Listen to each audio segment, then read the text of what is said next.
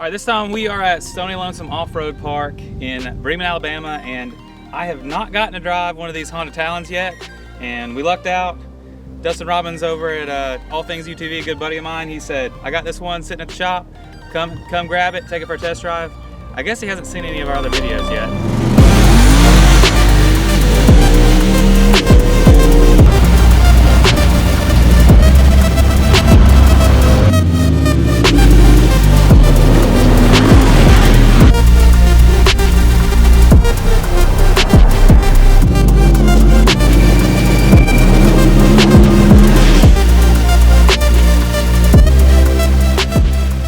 I've had a lot of different machines. I've had naturally aspirated Razor 1000s, 900s, turbos, 4-seaters, 2-seaters, buggies, all kinds of stuff. But this is the first one I'm gonna drive that has a transmission that's not a CVT. So this is a dual clutch transmission, 6-speed. You can paddle shift or put it in automatic mode or either one.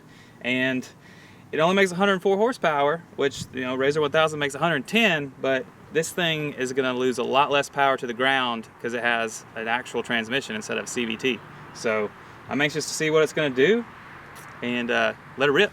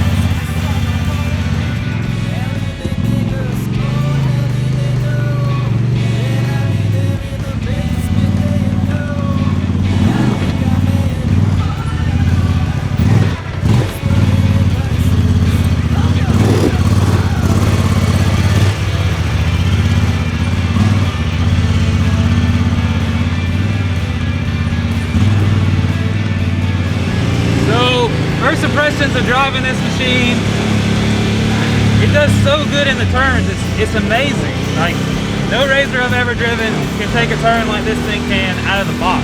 And it doesn't even have a front sway bar. Insane. I like the gearing, I like it shifting gears for you. You got 6 speeds in low and high range, and that makes it so you don't have to constantly try to find a gear in low or try to put it in high like a Razor. So I mean, it's something else, man. I really like playing in it. It's I don't know, probably one of the funner machines I've got to test drive.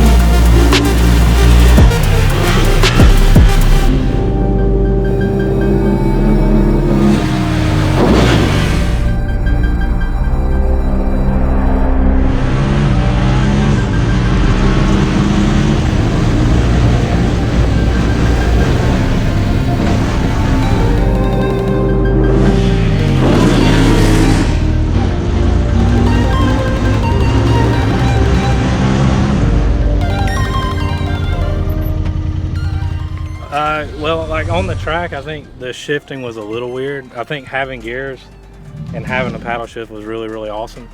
There's like a dual mode. So one mode is automatic, where it shifts automatically, but you can use the paddles. Like if you feel like you need to upshift or downshift, you can grab a gear and it'll override the transmission, and whatever you choose, up or down, it'll do that. But within probably 2 seconds of making that manual shift, it returns back to automatic mode and it'll start shifting on its own.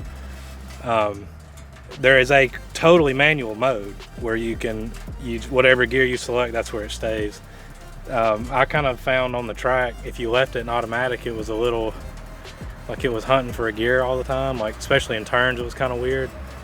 I finally found the manual mode and put it in that and used that a couple laps, and it felt a lot better. But other than that, I've got no complaints. The power on this thing is on par with anything else naturally aspirated. The suspension on this is ridiculous. It does have the All Things UTV tender springs on the rear, but other than that, suspension's stock as far as I know. And this thing handles, I mean, right out of the box, handles like a dream. Very confidence inspiring, like all these bowl turns. This track is not groomed. There's a bunch of ruts in places, and I mean, it just eats it up as fast as you want to drive. This thing's fun. It's a blast. Plus, it's your favorite color. Plus, it's everybody's favorite color, lime green. All right, so final thoughts on this Honda Talon 1000R. I am very impressed. The suspension felt on par with just about anything else I've driven, but in the turns, this thing is way more stable than anything else I've driven in the turns. And it doesn't have a front sway bar, that's just a rear sway bar. So just rear sway bar, and thing handles great. The only thing that I didn't like about it, I don't love the fact that the gauges are mounted in the very center instead of in front of the steering wheel.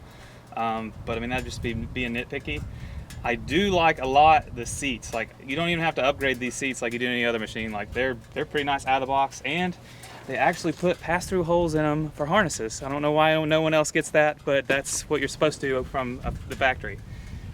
Too bad there's not harnesses already in it. Other than that, handled like a dream, drove good. I would have a hard time not looking at one of these if I was looking for a naturally aspirated trail machine.